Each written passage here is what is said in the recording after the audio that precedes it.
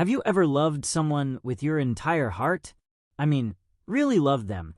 You gave them your time, your energy, your unwavering support.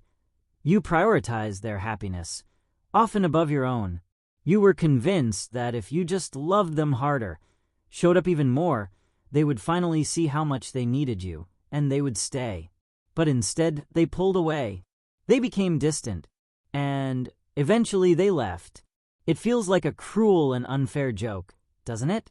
That the one thing you thought would guarantee their love is the very thing that seemed to push them away. But what if the reason they left wasn't despite your love, but because of how you were loving them? This loving too much is not the vast, unconditional love we aspire to. It's a specific style of loving that originates from a place of internal fear and a sense of lack. It's not an overabundance of genuine care, but rather a compulsive need to give in order to feel secure and receive validation in return. This kind of love is rooted in the anxious belief that you are not inherently worthy of love, and therefore, you must earn it through constant acts of devotion and self-sacrifice.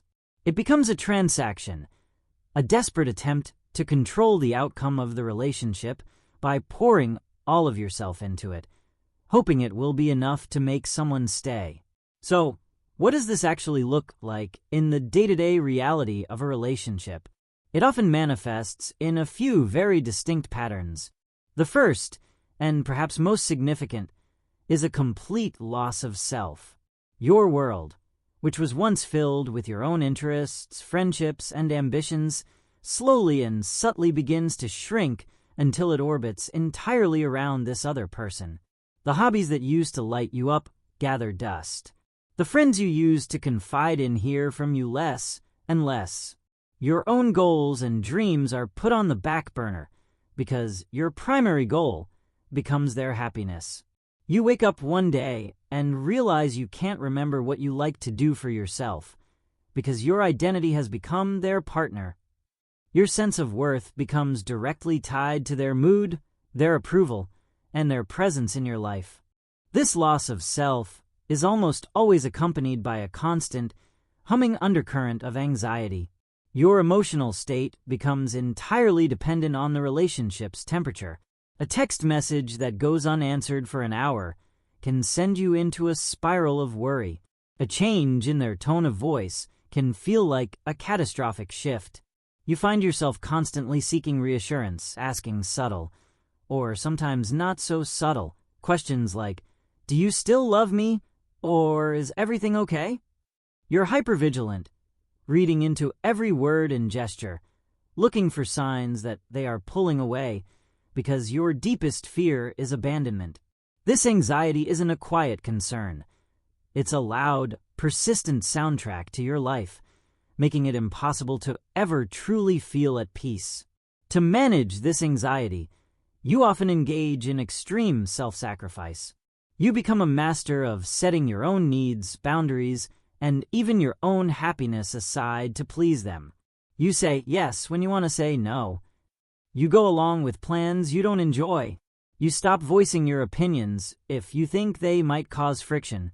You do all of this with a silent, unspoken expectation that they will recognize your sacrifice and reciprocate with the same level of unwavering devotion. This isn't giving freely. It's giving with an invisible contract. And when they inevitably fail to live up to the terms of that unspoken contract, because they never agreed to it, the resentment begins to build, both in you for feeling unappreciated and in them for feeling the weight of an obligation they didn't ask for. Finally, this all culminates in a behavior that feels like intense care but is actually smothering. You mistake control for intimacy. You feel you need to be overly involved in every aspect of their life, needing to know where they are, who they're with, and what they're thinking. You might offer unsolicited advice, trying to fix their problems, or become overly enmeshed in their daily decisions. You tell yourself it's because you care so deeply, but the underlying motivation is often a need to manage your own anxiety by trying to control their environment and their actions. This creates a dynamic where the other person feels they are losing their freedom and their own identity within the relationship. They feel trapped, not by love, but by the weight of your need, and the person they fell for, the independent, interesting individual with their own life, has seemingly disappeared. Reason 1. The pressure to reciprocate is overwhelming. When you love from this place of fear and intensity, your constant giving isn't perceived as a simple, free-flowing gift. Instead, it creates what feels like an unspoken debt. Your partner is put in an impossible position.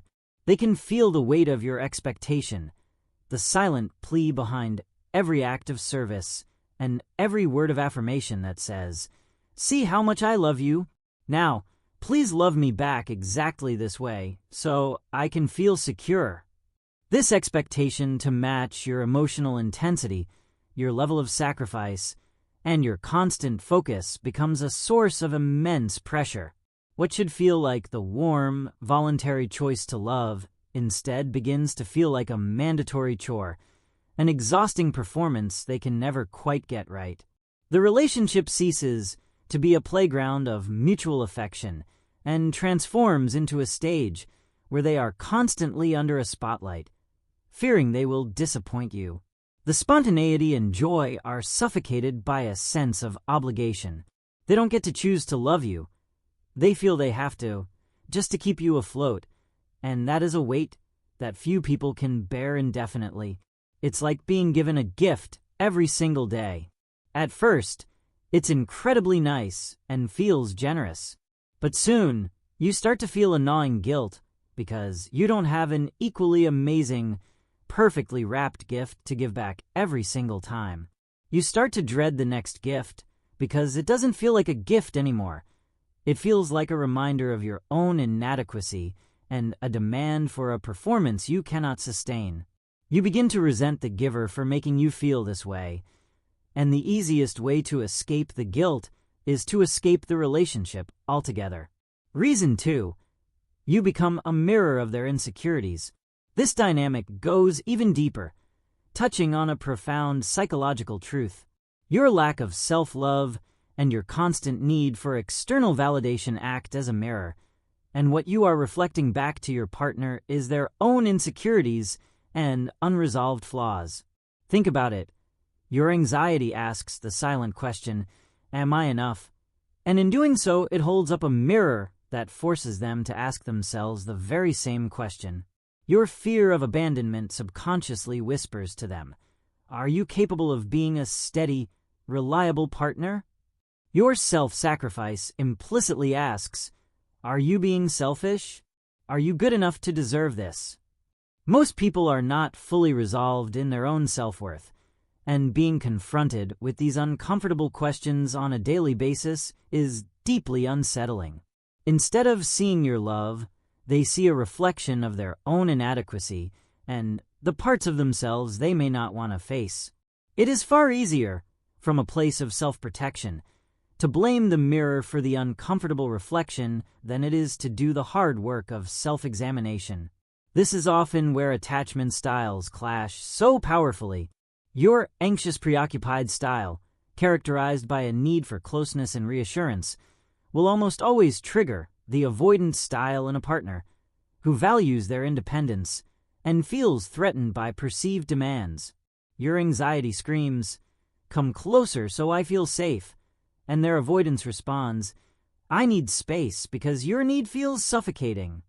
So they pull away. They aren't just pulling away from you. They are pulling away from the mirror you have become, a mirror that shows them a version of themselves they are not yet ready to see. Reason 3. They fall in love with a version of you that doesn't exist. This leads us to the most poignant and paradoxical reason of all.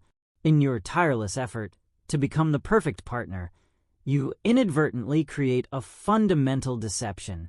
When you abandon your own hobbies, silence your opinions, and sacrifice your needs, you are not presenting the real, multifaceted, and whole person you are. You are presenting a persona, a pleaser version designed specifically to earn their love and avoid conflict at all costs. This persona is the ultimate caretaker, the one who has no boundaries, no conflicting desires, and no independent identity that could pose a threat. So, in a very real sense, your partner is not given the chance to fall in love with you. They are falling in love with this carefully constructed caretaker whose entire world revolves around them. The tragic flaw in this plan is that this version of you is not sustainable. It is a performance, and like all performances, it is exhausting to maintain indefinitely. You cannot betray your true self forever. The real you, with your own needs, your unique passions, your personal boundaries, and your occasional frustrations, will inevitably begin to surface. It might come out as a sudden burst of resentment after months of compliance, or as a slow-burning depression from the weight of your own self-denial. This is when the facade begins to crack. From your partner's perspective, the person they thought they knew, the consistently accommodating, ever-available partner, seems to be changing. They may feel confused or even betrayed by the emergence of this new person, not realizing that this was the real you all along, finally fighting to be seen. This is why you cannot build a lasting connection on a foundation of self-betrayal. A relationship requires two whole, autonomous individuals choosing to share their lives. What you have offered is a merger, where one party is absorbed into the other. While this might feel intensely close in the beginning, it lacks the texture, the friction, and the genuine discovery that creates deep, enduring intimacy. Your partner is essentially in a relationship with a reflection of their own wants, not with a separate, sovereign human being. When they feel you pulling away, even if it's just your authentic self trying to emerge, the illusion shatters. The very thing you feared, them leaving, becomes the outcome. Not because you weren't good enough, but because the person they signed up for never truly existed. The relationship was built on an unstable fantasy, and when reality intruded, it could no longer stand. What makes this pattern so particularly painful and difficult to break is that it operates as a self-fulfilling prophecy, a closed loop that reinforces itself with every rotation. This is the vicious cycle at the heart of loving too much, and understanding its mechanics is the first step toward breaking free from it. The cycle always begins with a core wound, the fear of abandonment. This is the engine of the entire pattern. It might be triggered by something small, a delayed text reply, a distracted conversation, or even just a quiet moment of your own inner doubt. This fear creates a deep-seated anxiety, a feeling of impending doom that the connection is about to be severed. It's an emotionally charged belief that you are inherently unlovable and that loss is inevitable. In a desperate attempt to quell this rising panic, you instinctively engage in what you believe is the solution, overloving as a strategy. You double down on the very behaviors we've discussed. You smother your partner with attention and affection. You sacrifice your own plans to be available for them. You seek constant reassurance through questions or by trying to control the circumstances. You are not doing this to be manipulative. On a subconscious level, you are doing it to soothe your own terror, to prove to yourself that the relationship is still secure. You believe that if you can just be enough love, enough support, enough understanding, you can prevent the abandonment you fear. However, this intense strategy has the exact opposite effect on your partner. Instead of feeling loved, they begin to feel smothered. They feel the immense pressure of your expectations and the weight of your constant need for confirmation. Their individuality feels threatened, and their personal freedom seems to be shrinking. The relationship, which should be a source of joy and comfort, starts to feel like a cage where they are responsible for managing your emotional state. Love begins to feel burdensome. Naturally, when a person feels trapped, their instinct is to create space. This leads to the next stage. They withdraw. They might become less communicative, spend more time on their own or with friends, or become less physically affectionate. They are not necessarily planning to leave, they are simply trying to breathe, to reclaim a sense of self and autonomy that feels lost. This withdrawal is a defensive reaction to the perceived engulfment.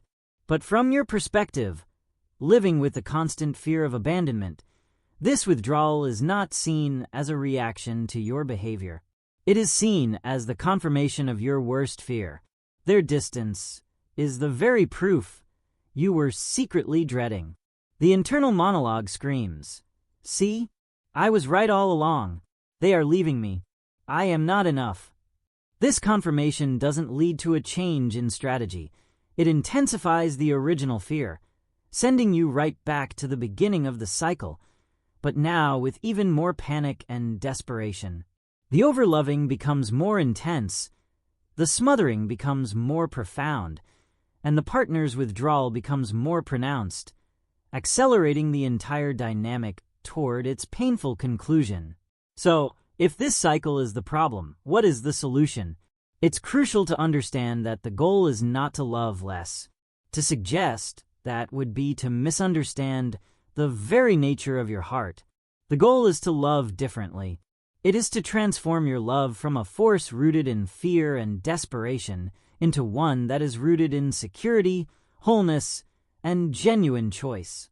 This is a profound shift from needing love to give in order to feel complete, to giving love freely from a place of already being complete. It's about building a love that is an addition to your already fulfilling life, not the foundation that your entire emotional world depends upon. This transformation begins with the most important relationship you will ever have, the one with yourself. The first and most critical step is to fall in love with yourself first. This isn't a cliché. It's a practical and necessary undertaking.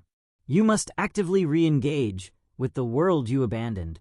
Reconnect with the hobbies that once made you lose track of time. Nurture the friendships that remind you of who you are outside of a romantic context. Reclaim your goals and ambitions, no matter how small they may seem. This process is about rebuilding your identity from the inside out. When you cultivate a life that you genuinely love and are proud of, a partner becomes a wonderful complement to that life, not the sole source of its meaning. Your value becomes internally defined, making you emotionally resilient and far less dependent on external validation. Parallel to this inner work is the external practice of establishing healthy boundaries. A boundary is not a wall designed to keep people out. It is a gate that defines where you end and another person begins. It is a clear, self-respecting statement of your needs, your limits, and your values. Learning to say no is not an act of rejection, but an act of self-affirmation. It communicates that your time, energy, and emotional well-being are valuable. Contrary to what the fear of abandonment tells you, boundaries do not push people away. They create a container of safety and respect for both people in the relationship. They prevent the resentment that comes from silent sacrifice and make it clear that you are a separate, whole individual choosing to be in a partnership, not a satellite that has lost its own orbit. The day-to-day application of this new foundation is what we can call practicing secure attachment. This means learning new ways of communicating and connecting. Instead of demanding reassurance with accusations like, "You never text me back," you learn to express your needs calmly, using "I feel" statements such as, "I feel a little anxious when I don't hear from you, and it would help me if you could try to check in." It means learning to give space without panicking, understanding that your partner's time alone or with others is not a threat to your connection, but a healthy part of their life. You begin to understand that trust is not built in constant togetherness, but in the space between you. It is built when you give someone freedom and they choose to return.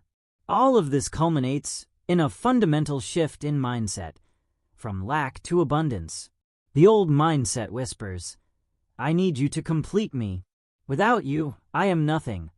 This is a mindset of lack, viewing love as something you lack and must acquire from an external source. The new mindset states, I am already whole, and I choose to share my life with you. This is a mindset of abundance, where your love is an overflow of your own inner fullness. When you operate from this place, your love is no longer a desperate plea for salvation. It becomes a genuine gift, offered freely without strings or exhausting expectations. It is this kind of love, rooted in self-respect, clear communication, and inner security, that is not only sustainable, but truly magnetic, attracting and nurturing the healthy, lasting connection you truly deserve. So, let's return to the painful question we started with. After understanding all of this, we can see the truth with clearer, more compassionate eyes. They didn't leave because you were too loving. They left because the way you were loving came from a place of fear, self-abandonment, and immense pressure.